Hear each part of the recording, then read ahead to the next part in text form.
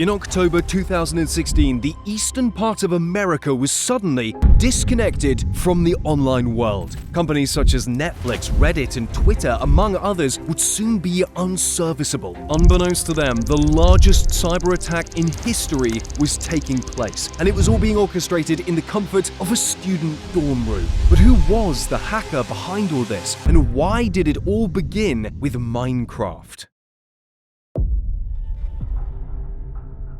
Paris Jar was 12 when he got into computers. He learned to code, mastering several programming languages by his teen years. When he hit high school, he found Minecraft. For many, it was a fun game. For Paris, it was a chance to blend play with his coding skills. So he made his own Minecraft server. Things were great until his server suddenly stopped working one day. It was hit by a DDoS attack. This meant that someone was overwhelming his server to shut it down. Paris was shocked and curious. Why would someone do this? He soon found out that the Minecraft server world was intense. Popular servers could earn a lot of money. With that kind of cash at stake, some server owners would go to great lengths to be on top. Some would even pay large sums, thousands of dollars, to hackers to crash other servers. Their thoughts? If one server is down, players might join theirs. Paris decided to learn about these attacks. He wanted to know how they worked. With his coding background, he quickly figured it out. Now he had the know-how to stop these attacks and even launch them. This put him in a tough spot. Would he use his skills for good or join in the competitive chaos? His reputation started growing in the Minecraft community. Everyone was talking about Paris Jar. He wasn't just another player, he was a big deal in the online game world. And so, Paris Jar's journey to infamy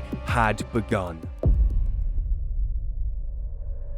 The year was 2015, and Rutgers University was in big trouble. Twice in that school year, the whole university's internet stopped working. This meant everything was offline. Special programs like Saga, which students used for courses, assignments, and grades, didn't work. Imagine trying to submit homework and not being able to. The university sent out a tweet from their official account announcing that they were experiencing intermittent network problems. A few hours later, the internet was back and people moved on. But a big question remained. Why did it happen? Was it a computer mistake or someone causing trouble on purpose? The answer came a few months later. Rutgers' internet went down again. This time, it wasn't just for a few hours. It was offline for over 4 days. This was a huge problem, especially because it was during exam week. Exams had to be delayed, and this outage went into the time when students registered for next semester's classes. They couldn't sign up, study, or take tests. It was chaos. Then, a twist happened. An unknown Twitter account shared a link. This person said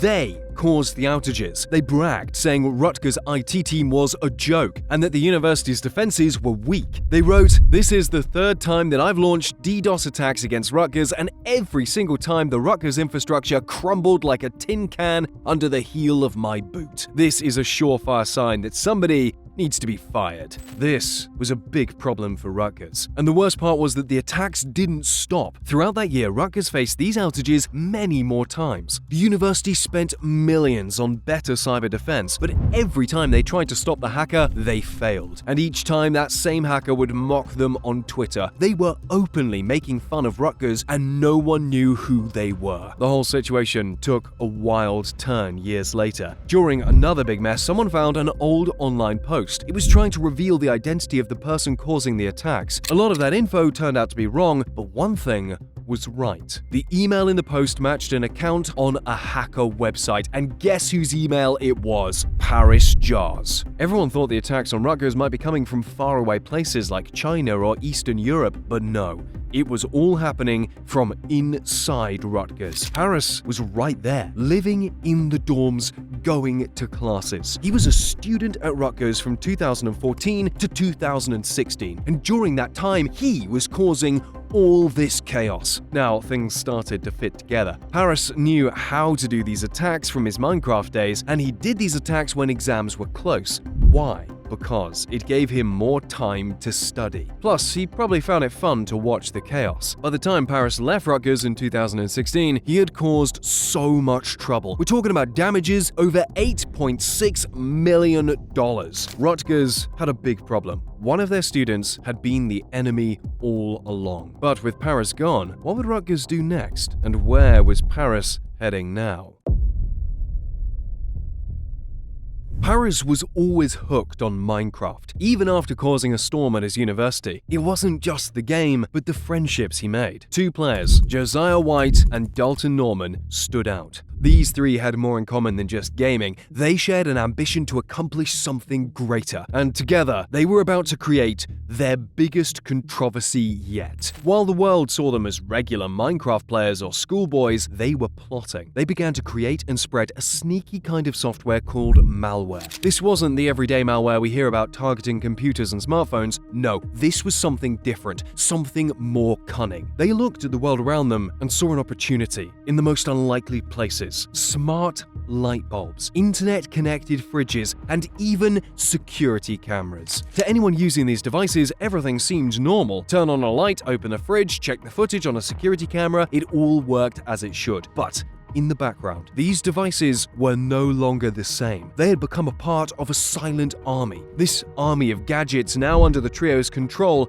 sat waiting for a signal. This silent army was named the Mirai Botnet, and it was growing fast. Day by day, more devices joined the ranks. Unbeknownst to their owners, these devices in the hands of Paris, Josiah, and Dalton held a power that could potentially break the internet. The scale of Mirai was scary. With every device they added, the trio's potential to disrupt, to control, to wreak havoc grew. It wasn't just a game anymore, this was about domination. And this is where things take a dark turn.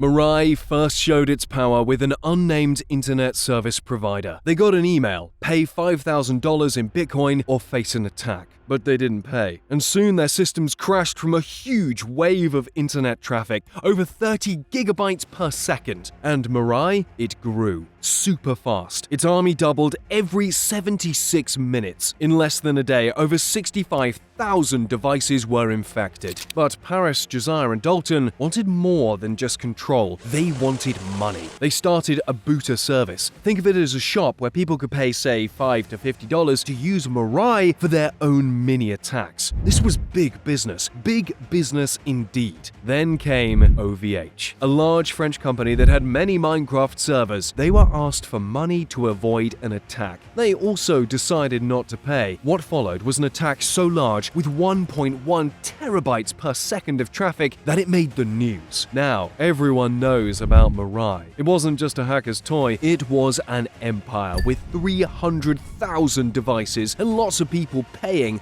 for attacks. Paris and his friends were now making a ton of money without even lifting a finger. But then, things got scary. The three realized they had made something too big, too noticeable. Afraid of being caught on September the 30th, they decided to erase everything from their computers. But before doing that, Paris shared Mirai for free on a forum.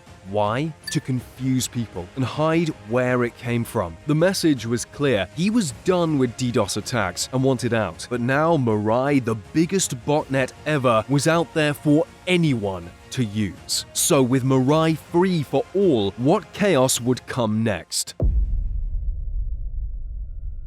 After releasing the Mirai code, things went wild. Paris probably thought he was stepping out of the game, but he was actually causing a storm. With Mirai free for everyone, bad things started happening everywhere. One big mess was Din, a company that helps websites work. With Mirai attacking Din, sites like Twitter, Amazon, and Netflix stopped working. Another place hard hit was Liberia. The whole country lost the internet. It was a full-scale internet meltdown. While the world was freaking out, things got very real, very fast for Paris, Josiah, and Dalton. The FBI started looking into the Mirai attacks. They were connecting dots, and those dots were leading straight back to them. Time moved fast. Soon they were in court. Each of them faced the judge knowing they were in big trouble. But here's where things take another turn. Instead of just punishing them, the court had another idea. They wanted the trio to help out. That's right, Paris, Josiah, and Dalton were going to work with the FBI. Instead of using their skills for wrong, they were now going to help stop other hackers. And Paris, after all the chaos, after court, after working with the FBI, he went back to a normal life. If you saw him on the street, you would never guess he once controlled an army of light bulbs and gigabytes. He shook the world, and now he's just another face in the crowd.